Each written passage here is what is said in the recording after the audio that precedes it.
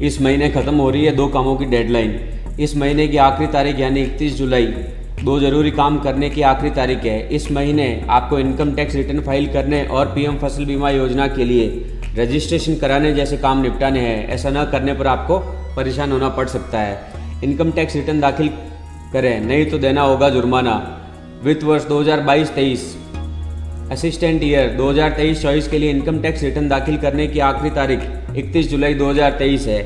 31 जुलाई के बाद ITR file करने पर उसे लेट फीस देनी होगी। सी आनंद जैन बताते हैं कि 31 जुलाई के बाद ITR फाइल करने वाले टैक्स पेयर्स को लेट फीस देनी होगी। अगर किसी इंडिविजुअल टैक्स पेयर की सालाना आय 5 लाख रुपए से ज़्यादा है तो उसे 5,000 रुपये की लेट फीस देनी होगी।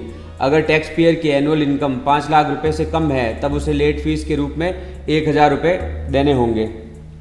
अगर आपकी कुल सालाना आय 2.5 लाख से ज़्यादा है, साल में 1 करोड़ या इससे ज़्यादा की रकम बैंक में चालू खाते में जमा करते हैं, अगर आप सालाना 2 लाख रुपए से ज़्यादा विदेशी दौरे पर खर्च करते हैं तो आपको इसका इनकम टैक्स रिटर्न फाइल करना जरूरी है।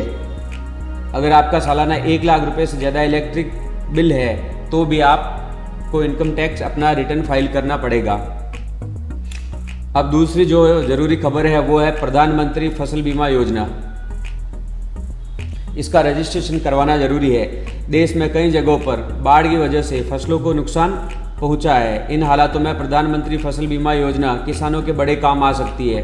किसान प्रधानमंत्री फसल बीमा योजना में अपनी फसल का बीमा करवाकर आर्थिक नुकसान से बच सकते हैं। PMFBY में रजिस्ट्रेशन कराने की अंतिम तारीख 31 जुलाई है। रजिस्ट्रेशन ऑनलाइन या ऑफलाइन किया जा सकता है। प्रधानमंत्री फसल बीमा योजना में रजिस्ट्रेशन करने के लिए नज़दीकी बैंक शाखा, सहकारी बैंक समिति, जन सेवा केंद्र, अधिकृत बीमा से संपर्क कर सकते हैं।